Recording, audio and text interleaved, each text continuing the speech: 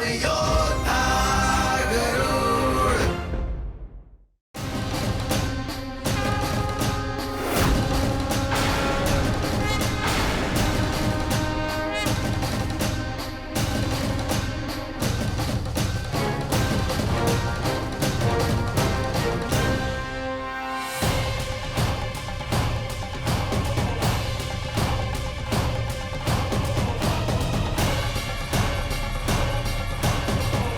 पुनः छल हुआ हमारे साथ। इसका अर्थ देवी मोहिनी विष्णु है।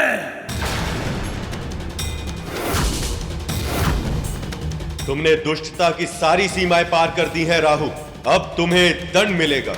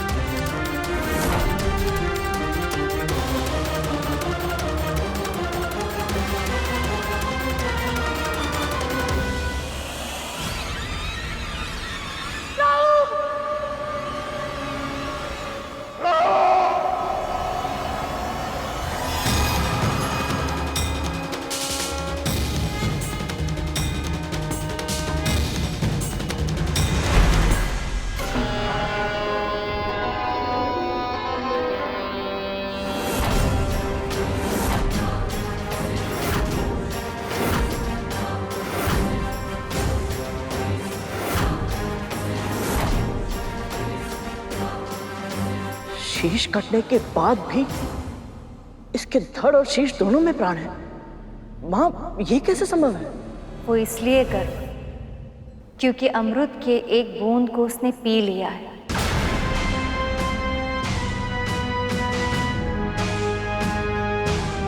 अब इसकी मृत्यु कभी नहीं होगी, पर स्वयं प्रभु के सुदर्शन चक्र ने इसे 2 भागों में विभाजित किया है। इसलिए अब पूरी सृष्टि में कोई भी कभी भी इसे जोड़ नहीं पाएगा। अब ये सदैव 2 भागों में विभाजित रहेगा। जिस प्रकार तूने स्वयं को 2 भागों में बांटकर मेरे साथ छल किया है, यदि फिर किसी के साथ ऐसा छल किया तो तू सदैव के लिए 2 भागों में बट जाएगा और फिर तेरे दोनों भाग कभी एक साथ नहीं हो पाएंगे। ये मेरा श्राप है। इसे चेतावनी दी थी मैंने। यदि इसने धर्म के पथ को चुन लिया होता तो आज ये स्थिति नहीं आती। मुझे तो प्रभु के क्रोध से भय लग रहा है।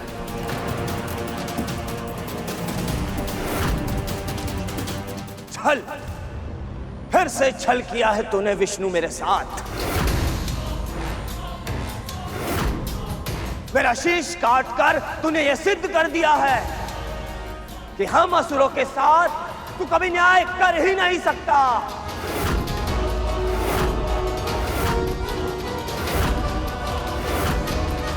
मूर्ख, कोई छल नहीं किया है मैंने, वही किया है जो तुम असुर सदैव करते आए।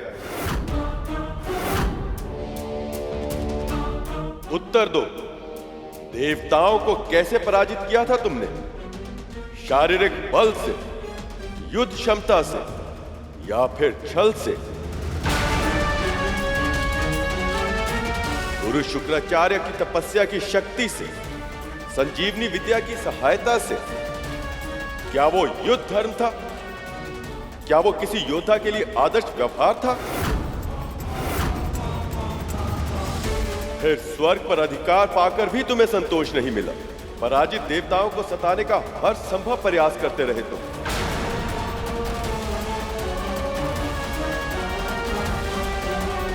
यहां तक कि अपनी मां समान देवी अदिति की तपस्या भंग करते समय उनके प्राण तक लेने का प्रयास किया। देवताओं की माता अदिति, ये भीषण तप अपने पुत्रों को स्वर्ग का सिंहासन पुनः दिलाने के लिए कर रही है, परंतु उन्हें ये स्मरण नहीं है कि हम उनका ये उद्देश्य कभी पूर्ण नहीं होने देंगे। ऐसे अधर्मियों का शासन स्वर्ग पर तो क्या, पूरे ब्रह्मांड में भी यदि कहीं होगा तो मैं उसका विरोध अवश्य करूंगा।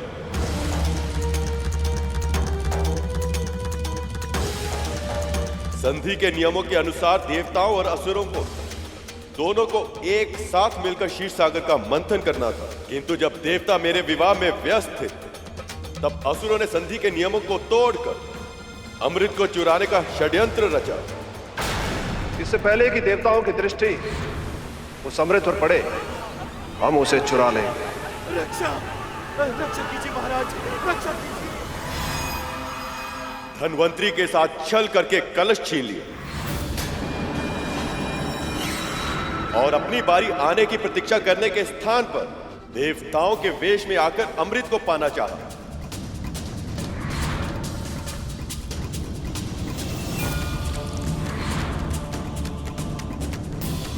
जो स्वयं छल पर छल करता आया हो, उसे दूसरों के कार्यों पर आपत्ति उठाने का कोई अधिकार नहीं।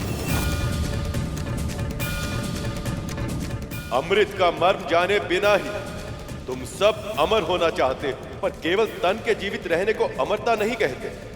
सच्चे अर्थों में केवल वही प्राणी अमर होता है जो तन के ना रहने पर केवल अपने कर्मों के कारण अन्य प्राणियों के हृदय और मस्तिष्क में सदा सदा के लिए जीवित रहे।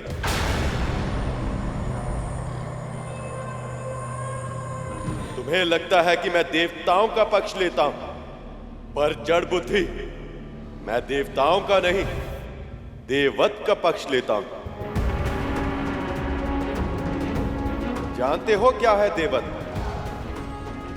धर्म और सत्य के मार्ग पर चलना, मन में दया का व्यवहार रखना, दूसरों के साथ परोपकार करना और अपनी शक्ति सामर्थ्य का उपयोग संसार के कल्याण के लिए करना।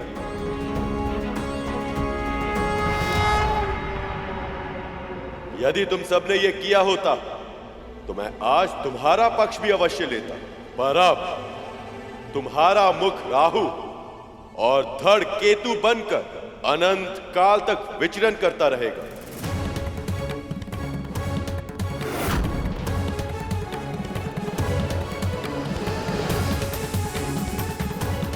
ताकि आने वाले समय में संसार को यह स्मरण रहे कि देववत के बिना अमृत को प्राप्त नहीं किया जा सकता।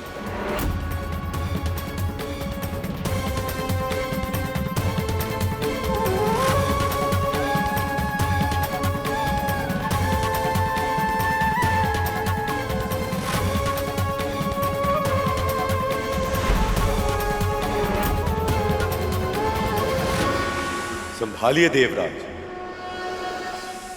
आज से अमृत आपका हुआ।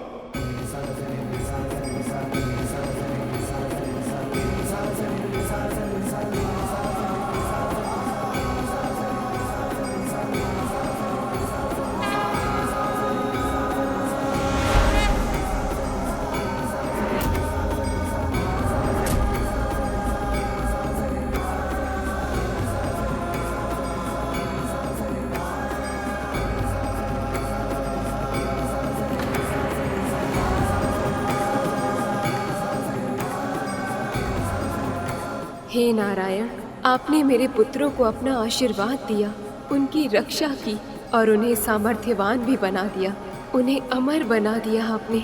आपका बहुत बहुत आभार प्रभु। मेरी अनुपस्थिति का अनुचित लाभ उठाए देवताओं ने और नारायण ने भी इनका साथ दिया, पर मैं इतनी सरलता से पराजय स्वीकार नहीं करूंगा।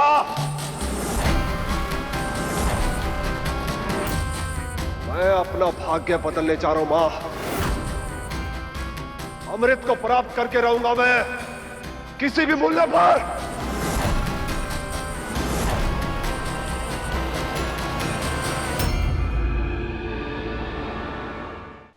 जिस क्षण की कल्पना खुली आंखों से स्वप्न देखने पर विवश कर देती थी, आज वो क्षण सत्य हो गया है।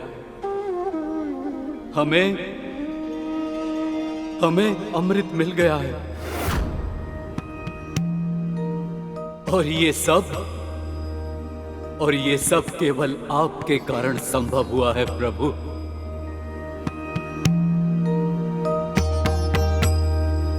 मंथन को सुनिश्चित करने के लिए आपने कच्छप का अवतार लिया।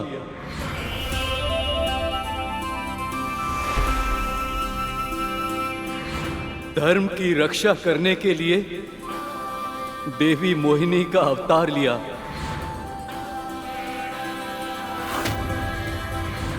और स्वयं इस कलश की रक्षा की।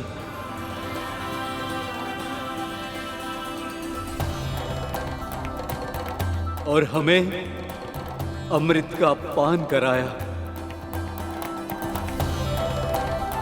आप धन्य हैं नारायण, आपका कोटि कोटि आभार।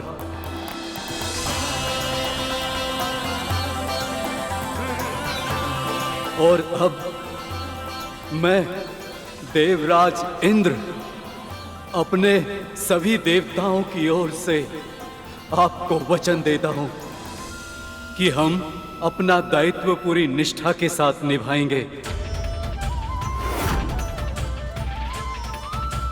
और समाज के कल्याण के लिए अपने जीवन को समर्पित कर देंगे।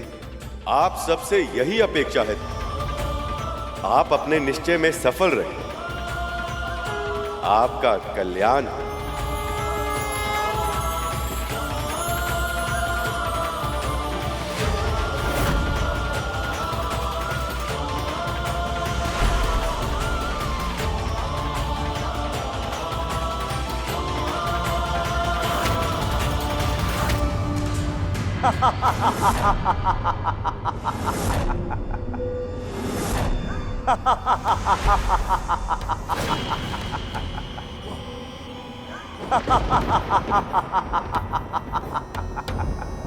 तुम्हें क्या लगा तुम विजयी हो गए हो? पर ये तो बस एक झड़प थी। देवासुर संग्राम तो अभी शेष है और निरंतर चलता रहेगा अनंत काल तक, क्योंकि अब केवल तुम ही नहीं, मैं भी अमर हूं। अमर!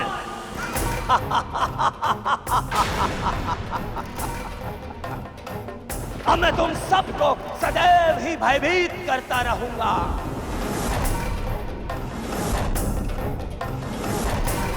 सूर्य और चंद्र ने मेरा भेद खोला था ना, अब मैं उन दोनों के चारों ओर चक्कर लगाता रहूंगा, और जैसे ही मुझे अवसर मिलेगा मैं उन्हें निगल जाऊंगा।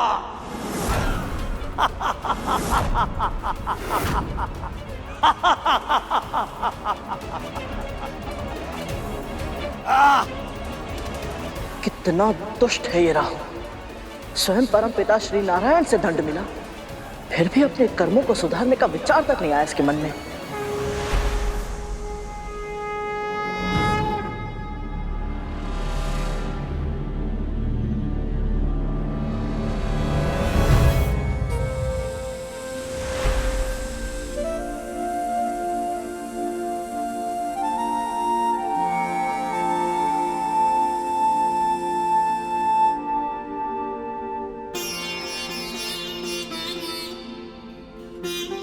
जिसके मन में अपने कर्मों को सुधारने का विचार आ जाए, वो असुर कैसे हो सकता है कभी? प्रभु, आपका ये मोहिनी अवतार अपने उद्देश्य में सफल रहा। बहुत बहुत बधाई हो प्रभु।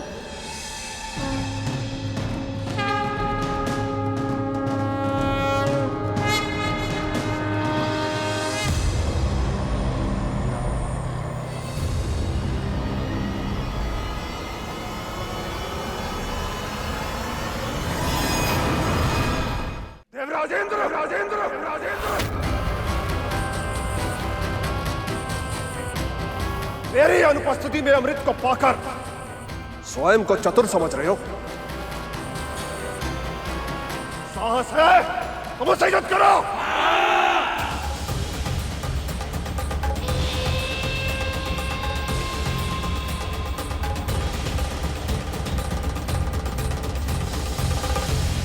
आपने इन असुरों को कितने अवसर दिए, कितनी बार समझाया, कितनी बार इनके अपराधों को क्षमा किया, परंतु ये असुर ये समझना ही नहीं चाहते कि अमृत के योग्य ही नहीं। और आपके निर्णय के बाद भी अमृत छीनने के लिए इन्होंने देवताओं पर आक्रमण किया।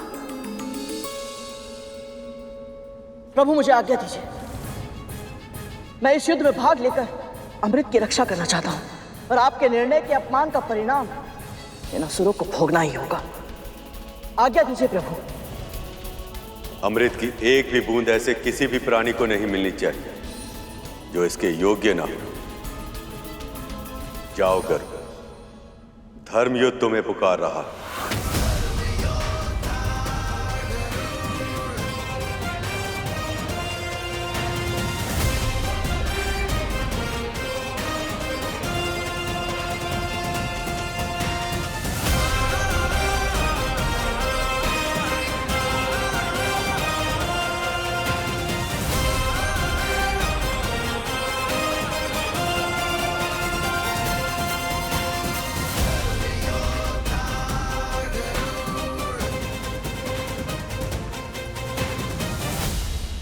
असुरों, तन से रक्त की अंतिम बूंद तक क्यों न बह जाए, हमें ये चक्रव्यूह तोड़ना ही होगा।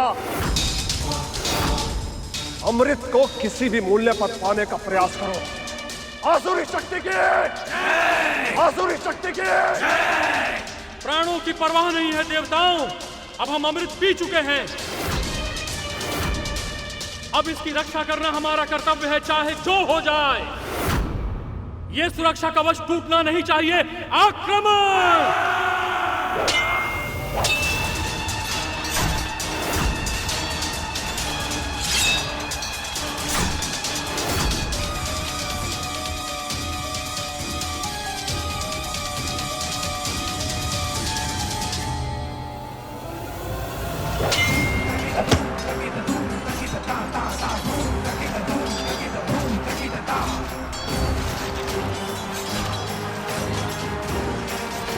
राहु को मिले दंड को देखकर असुर अपनी प्रवृत्ति के कारण अपना ही नाश करने पर तुले हैं।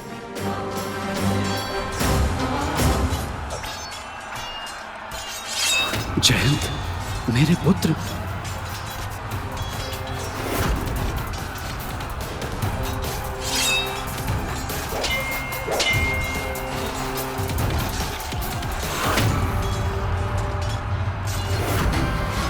अपने पुत्र को कोई हानि नहीं पहुंचने दूंगा मैं।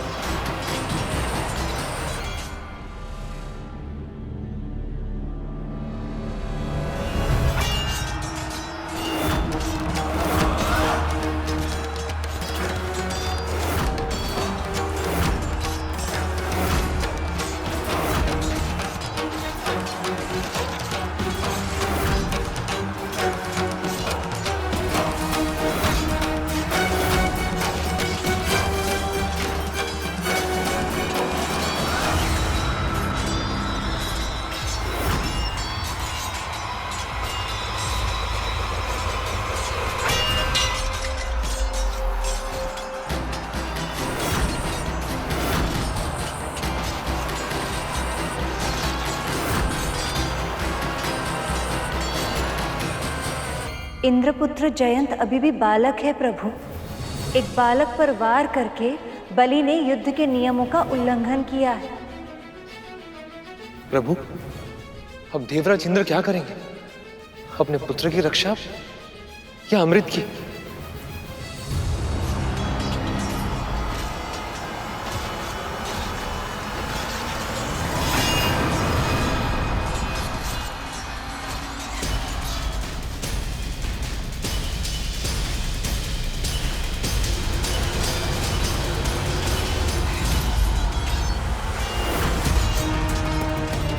अमृत को इंद्र के साथ से छुड़ाना होगा।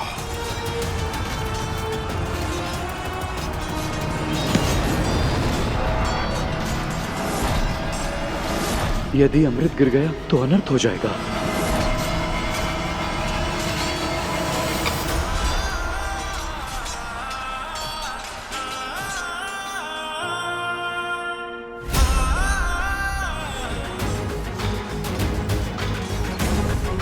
ये ले जैन, अमृत और अपनी रक्षा करो।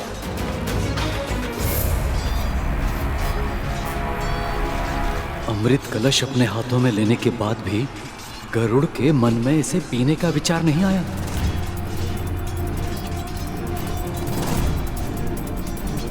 जाओ यहां से शीघ्र। गरुड़, जयंत के साथ जाओ और अमृत को स्वर्ग तक पहुंचाने में उसकी सहायता करो। जाओ। देवराज, आप सच में चाहते हैं कि मैं अमृत लेकर जयंत के साथ जाऊं? हाँ गरुड़, जयंत अभी छोटा है और उसे तुम्हारी सहायता की आवश्यकता होगी और मुझे तुम पर पूरा विश्वास है। अब परीक्षा होगी गरुड़ के व्यक्तित्व की। क्या इस विश्वास का सम्मान कर पाएगा या अमृत के लालच में अमृत का पान कर लेगा? अब शीघ्रता करो और जाओ यहाँ से, जाओ। जो आ गया, चलो जयंत।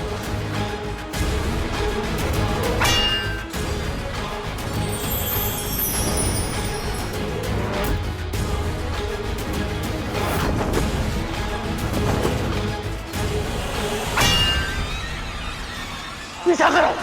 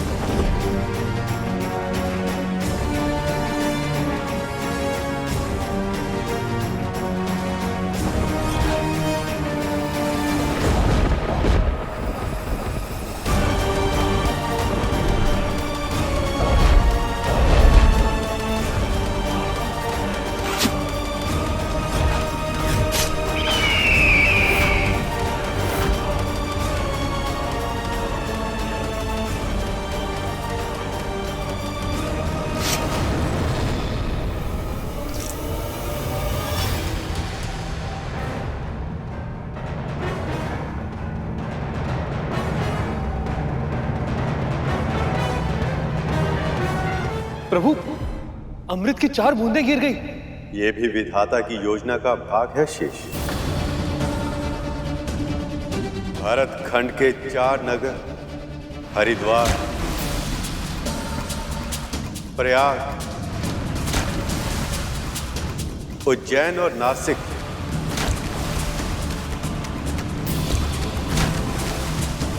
ये वो 4 स्थान होंगे जहां हर 12 वर्षों में महाकुंभ और 3 वर्षों में कुंभ का आयोजन होगा।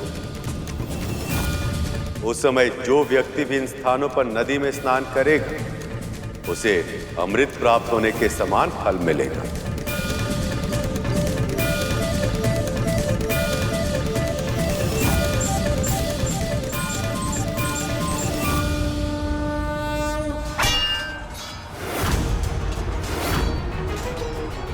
बस बहुत हो चुका। अब इस युद्ध को समाप्त करना ही होगा। वज्र का प्रयोग अब करना ही होगा मुझे।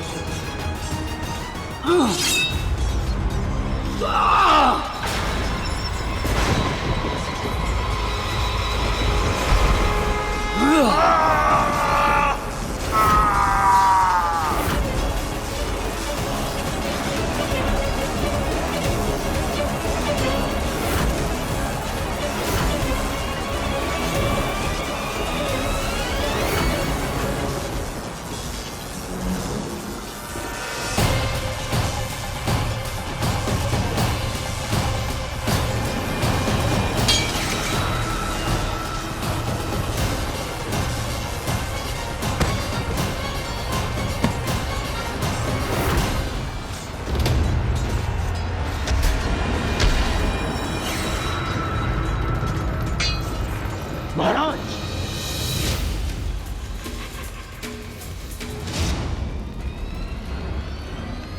महाराज बलि अचित हो गए हैं।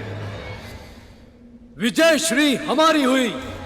देवराज इंद्र की, देवराज इंद्र की, देवराज इंद्र की, देवराज इंद्र की।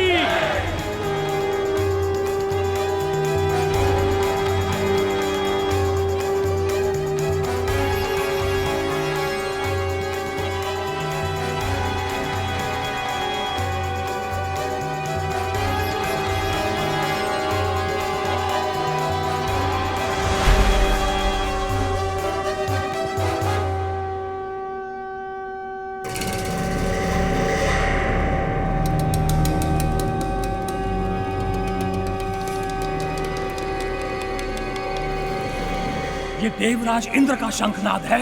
तो क्या असुर सम्राट बलि पराजित हुए? अवश्य ही देवता जीत चुके हैं। उसके बिना ये विजय शंखनाद बजाना असंभव है। तो अब क्या करें हम?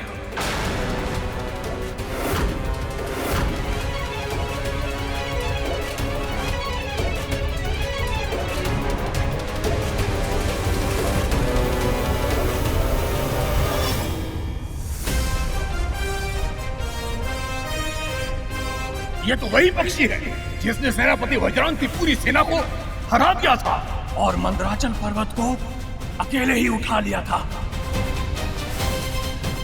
हे महादेव, हम इनका सामना कुछ असुरों के साथ कैसे कर पाएंगे? भागो, अपने प्राण बचाओ।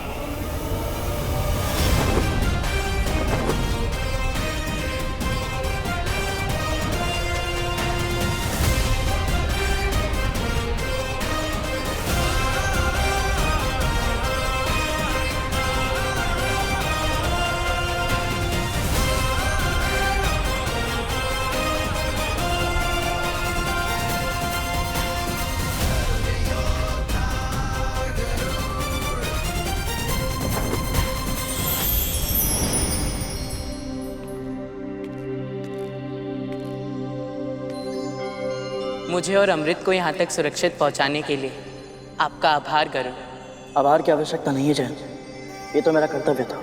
चलिए इसे सुरक्षित भीतर रख देते हैं। नहीं जैन, स्वर्ग में प्रवेश करने का अधिकार अब तक मैंने अर्जित नहीं किया है। मेरा कर्तव्य तो बस तुम्हें और अमृत को यहाँ सुरक्षित पहुँचाना था, तो मुझे लौटना होगा। सचमुच आपकी कर्तव्य निष्ठा अद्भुत है गरुड़।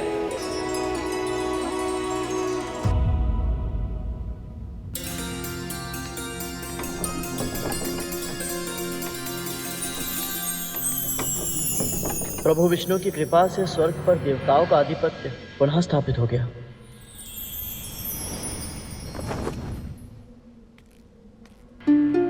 इस अमृत को किसी सुरक्षित स्थान पर रखना होगा।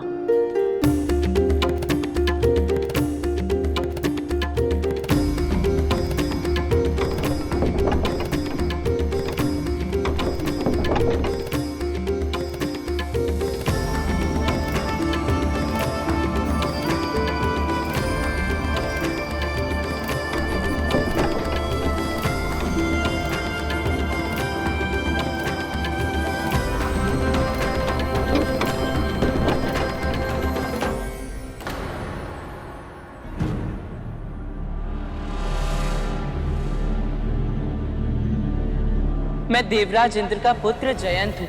अमृत को सुरक्षित रखने आया हूँ। कृपया मुझे अंदर प्रवेश करने की अनुमति दें।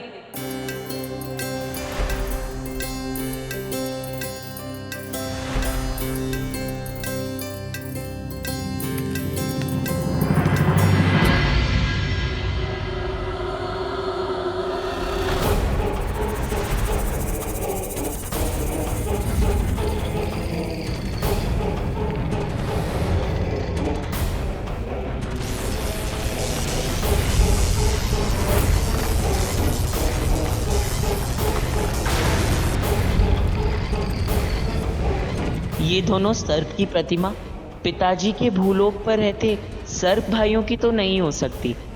अवश्य इन्हें स्वर्लोक की सुरक्षा के लिए बनाया गया है।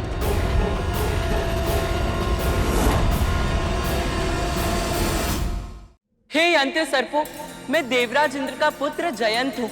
अमृत को यहाँ रखने आया हूँ। अब इसकी सुरक्षा का दायित्व आपका है।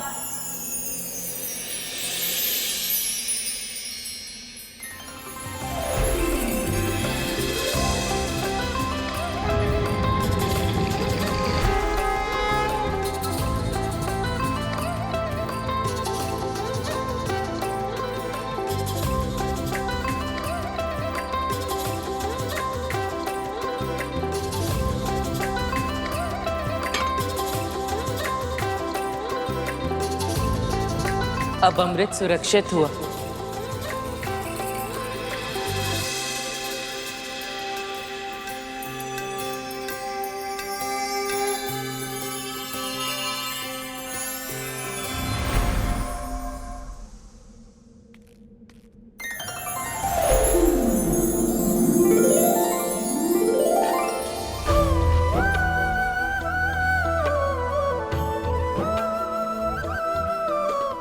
आपका कोटि कोटि आभार प्रभु।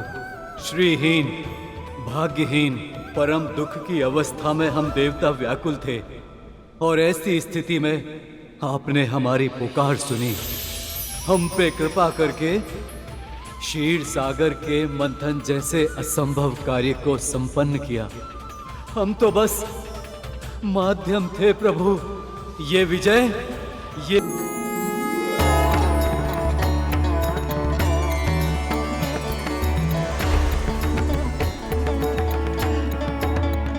गणेश, नारद, सखा, ब्रह्मदेव, गुरु बृहस्पति और आप सभी देवी देवताओं को मेरा बहुत बहुत आभार।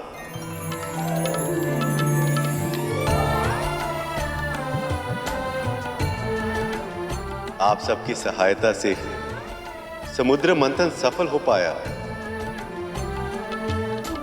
आप सबकी सम्मिलित शक्ति ने वो कर दिखाया जो कुछ समय पहले कल्पना से भी परे था।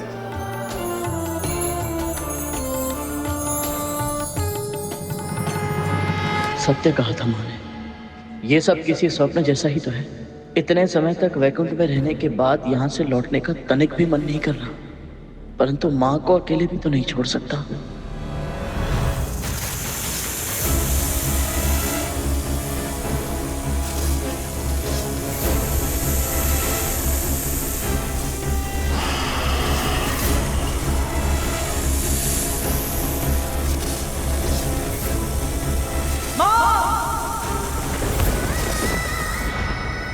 वहां माँ को कितना कुछ सहना पड़ता है, कितना श्रम करना पड़ता है।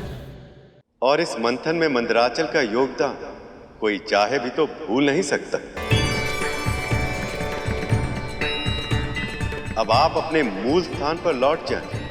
मैं आपको यह आशीर्वाद देता हूं कि आपकी सतह पर सदैव दुर्लभ से दुर्लभ जड़ी बूटियां और औषधीय पौधे उगते रहेंगे, जो अनंत काल तक मानव जाति की सेवा करेंगे। और उसके कारण कोई भी पृथ्वीवासी आपको कभी भूल नहीं पाएगा।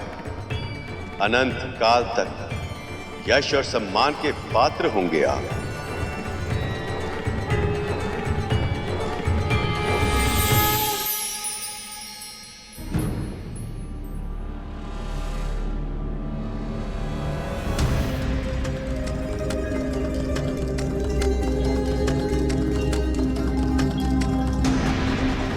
अब समय आ गया है सखा, वासुकी को उसके घाव से मुक्ति देकर उसे अपना आशीष प्रदान करें। अवश्य सखा।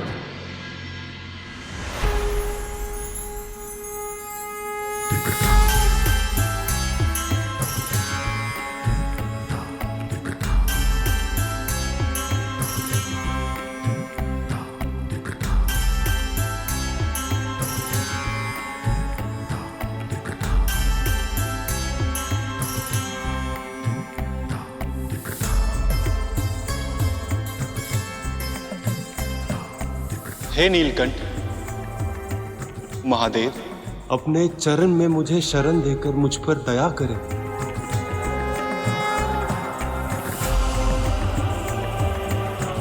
उठो वासुकी, उठो।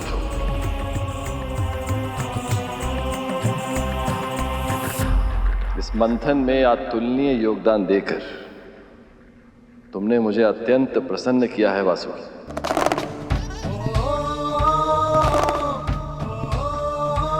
अब से तुम्हारा स्थान मेरे चरणों में नहीं, ऊपर है, बहुत ऊपर। प्रभु,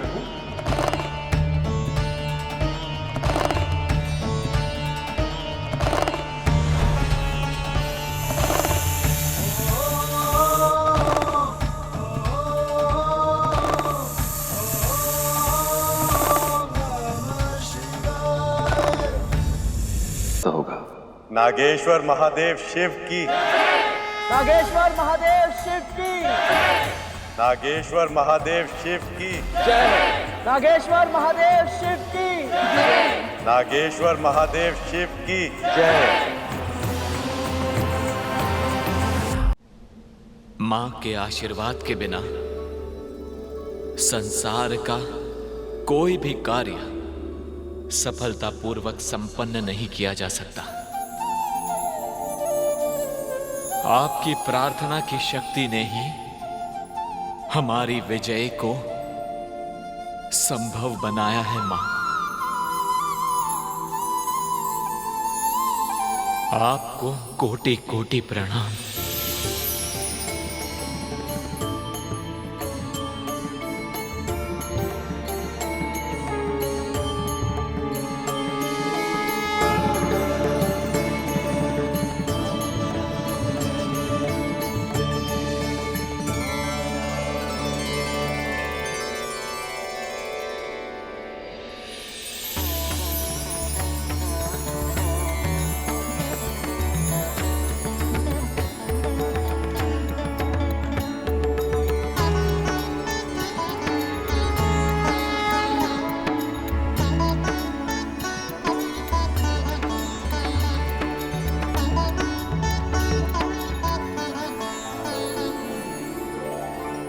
देवराज, स्वर्ग का सिंहासन आपकी प्रतीक्षा कर रहा है।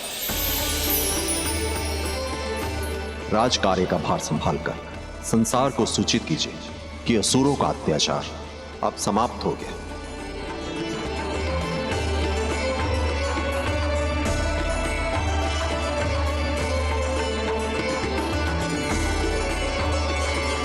हे परमपिता, परम प्रभु नारायण, आपकी कृपा के कारण ही आज हम सब इस शुभ क्षण के साक्षी बन पाए हैं।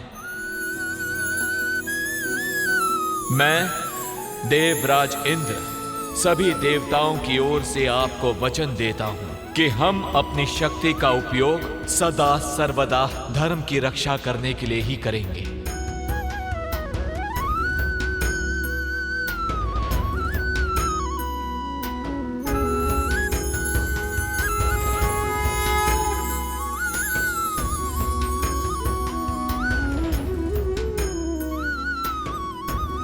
देवराज इंद्र की, देवराज इंद्र की, देवराज इंद्र की, देवराज इंद्र की, देवराज इंद्र की, देवराज इंद्र की, देवराज इंद्र की, देवराज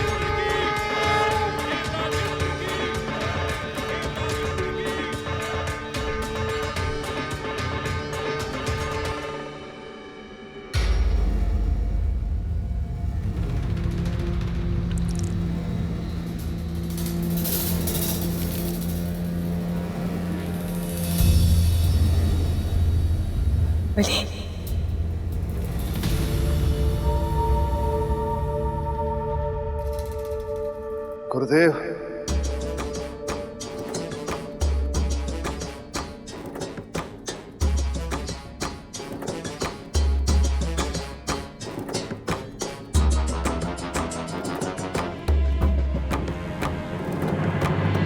मैं तो आपसे क्षमा मांगने के योग्य भी नहीं रहा गुरुदेव।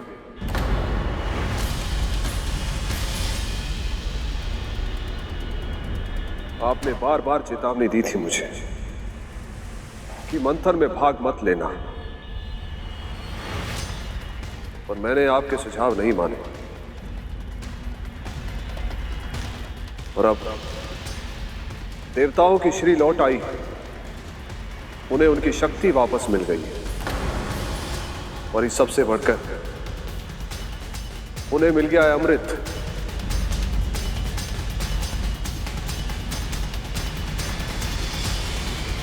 मां, मैं आपका स्वप्न पूरा नहीं कर पाया। स्वर्ग का राज सिंहासन भी गंवा दिया मैंने, और इस सब में देवताओं के छल बल से अधिक योगदान मेरी मूर्खता का है। पुत्र,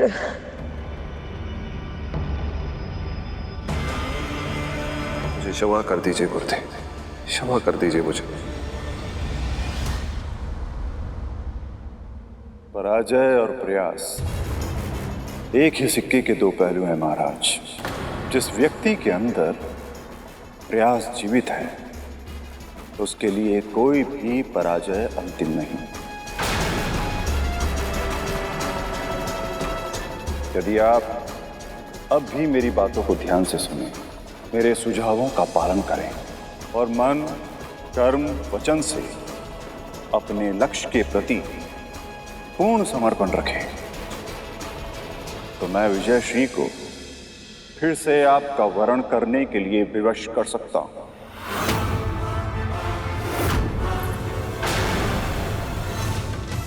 और जो कुछ भी आपने खोया है वो सब कुछ और उसके अतिरिक्त बहुत कुछ आप प्राप्त कर सकते हैं।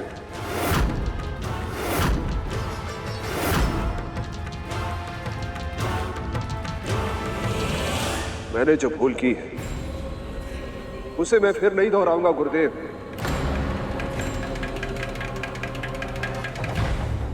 आपके हर सुझाव का आदेश की तरह पालन करूंगा। आपके दिखाए मार्ग पर चलूंगा मैं।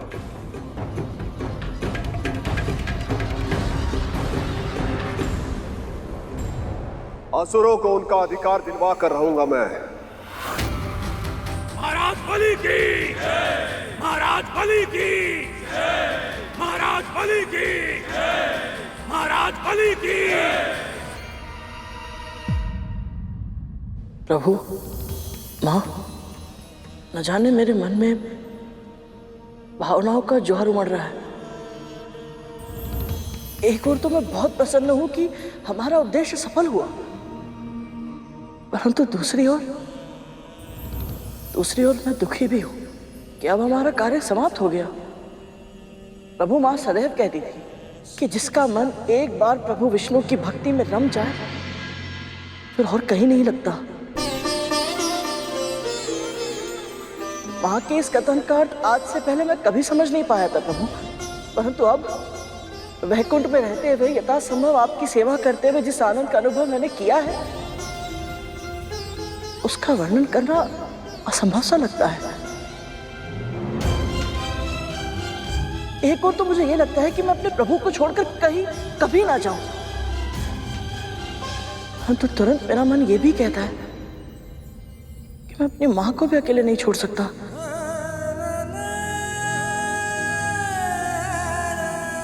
और विशेष रूप से तब जब बड़ी मां के कारण प्रतिदिन प्रतिक्षण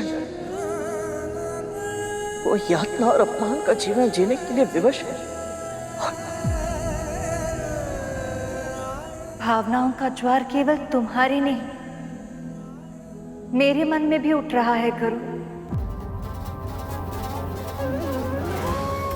जानती हूं तुम्हें अपनी मां के पास जाना आवश्यक है, किंतु तुम्हें यहां से भेजने का मेरा तनिक भी मन नहीं है।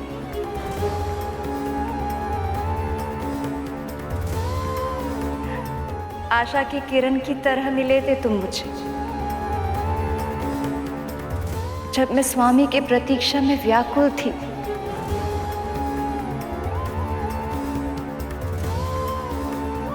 तब मेरी आशा को सत्य में बदलने में तुमने तनिक भी कमी नहीं की थी। समुद्र मंथन जैसे विराट कार्य को सफल बनाने में तुम्हारा अद्भुत योगदान है करुण।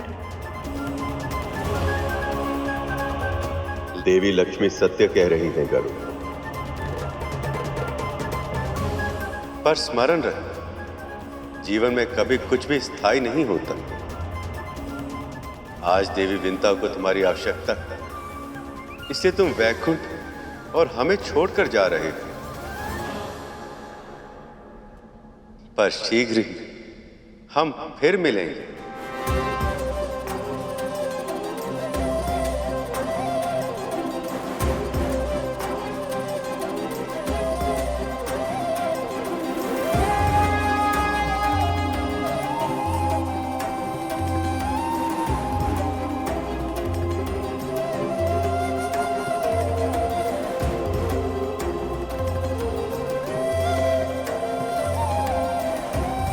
माँ को मेरा प्रणाम कहना।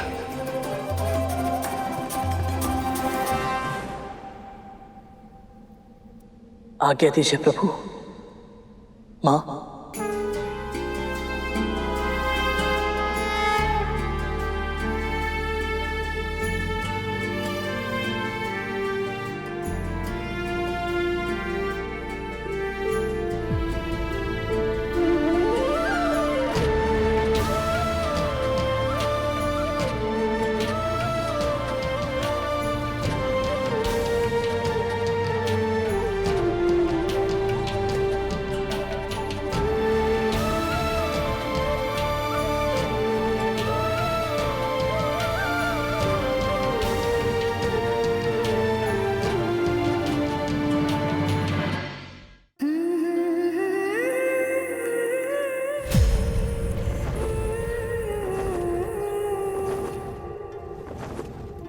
गरुड़,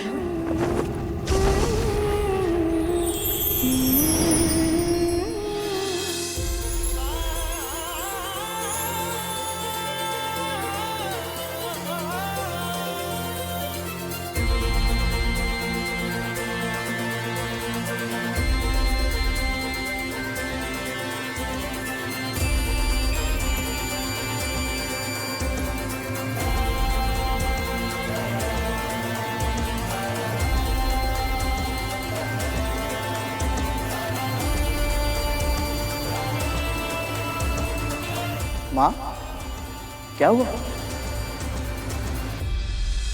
अभी कुछ ही समय पहले तुझसे मिलकर आ रही हूँ, फिर भी ऐसा लग रहा है जाने कब से नहीं देखा तुझे। मैं भी बिल्कुल ऐसा ही अनुभव कर रहा हूँ माँ। आपके आंचल की छांव में जो सुख है वो और कहीं नहीं है। बस कर, अब अधिक बातें मत बना। तुझे देखकर ही पता चल रहा है तू यहाँ आ तो गया है, पर अपने मन का एक भाग वैकुंठ में ही छोड़कर आया है। सच बता, वहां की स्मृति सता रही है ना तुझे? आपको सब कुछ पहले से कैसे पता चल जाता है माँ? केवल मुझे ही नहीं, इस संसार की हर माँ को अपनी संतान की मन की दशा पहले ही पता चल जाती है।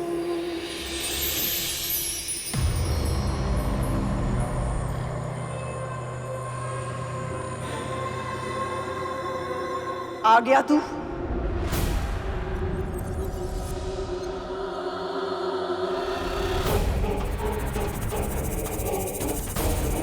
प्रणाम महारानी। कहाँ है?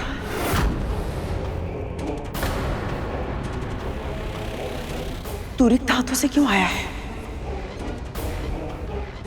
मेरे भाग का अमृत क्यों नहीं लाया तू?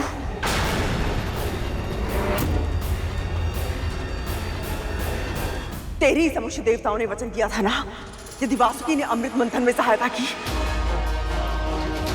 तो मेरे पुत्रों के भाग का अमृत उन्हें अवश्य मिलेगा। तो फिर अमृत कहाँ है?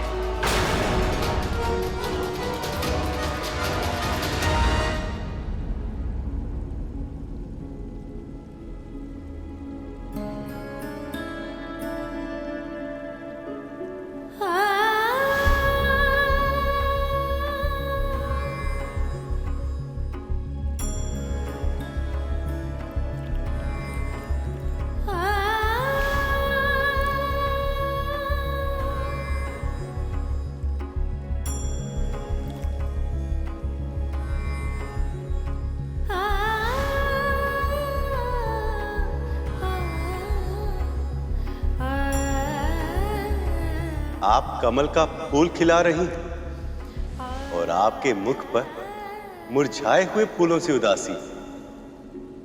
ऐसा क्यों देवी?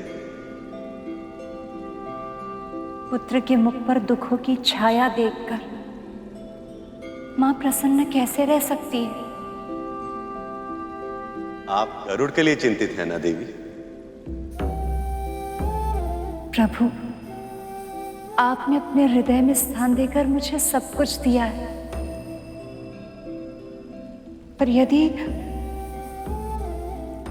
मैं आपसे कोई उपहार मांगू तो? आपको प्रसन्न करने के लिए मुझे जो भी करना हो मैं वो अवश्य करूंगा देवी।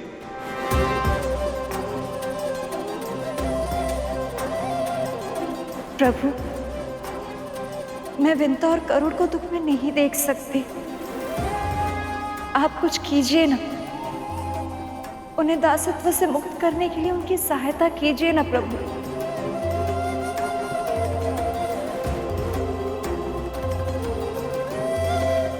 प्रभु, आप मुस्कुरा क्यों रहे हैं? मौन क्यों है? अमृत कहाँ है? महारानी, मैं चाहता तो भी आपके लिए अमृत नहीं ला सकता था, और अमृत आपको नहीं मिल सकता। फिर कहने का अर्थ क्या है दास? अमृत किसे मिलेगा किसे नहीं, इसका निर्णय केवल और केवल प्रभु विष्णु ही कर सकते हैं। और प्रभु का निर्णय यह है महारानी कि अब से अमृत पर देवताओं का ही अधिकार होगा।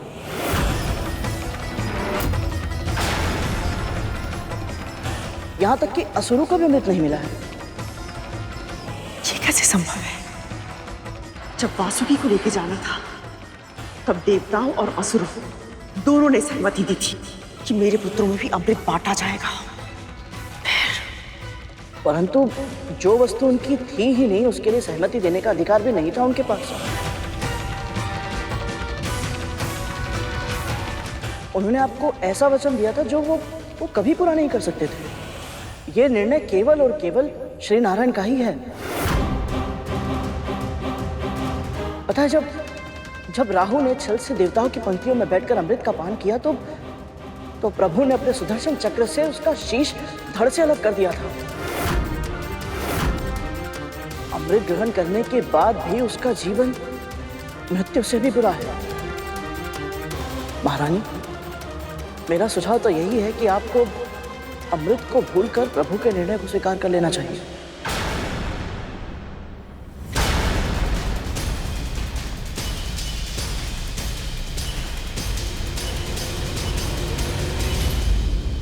ये तो होना ही है देवी,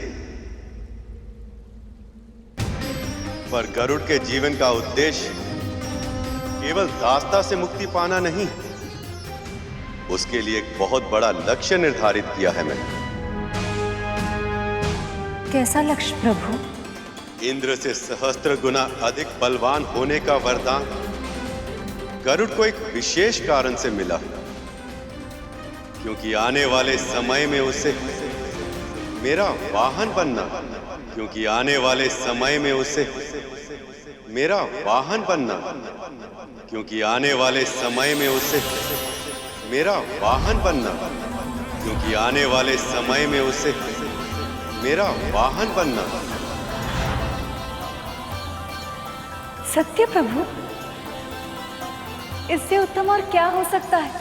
गरुड़ तन से बलवान, मन से सात्विक, वो साहसी है, धैर्यशील है और अपने दायित्वों को वो अच्छे से निभाना जानता है। पर उसका सबसे विशेष गुण उसके संस्कार हैं देवी। अमृत का कलश उसके हाथों में था, किंतु तब एक बूंद पीने तक का विचार उसके मन में नहीं आया।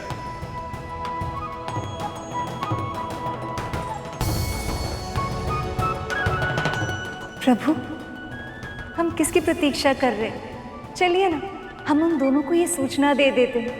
गरुड़ और विंता ये बातें सुनकर कितनी प्रसन्न होंगी। ये इतना सरल नहीं है देवी।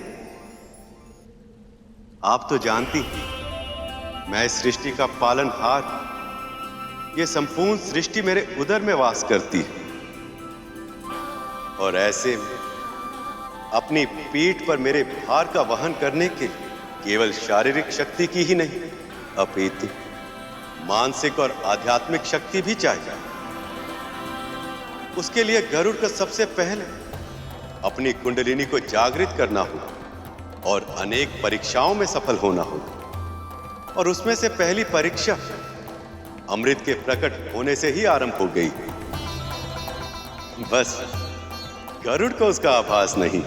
गरुड़ की नियति है मेरा वाहन बनना, किंतु वो समय कब आएगा इसका निर्णय ये परीक्षा तय करेगी।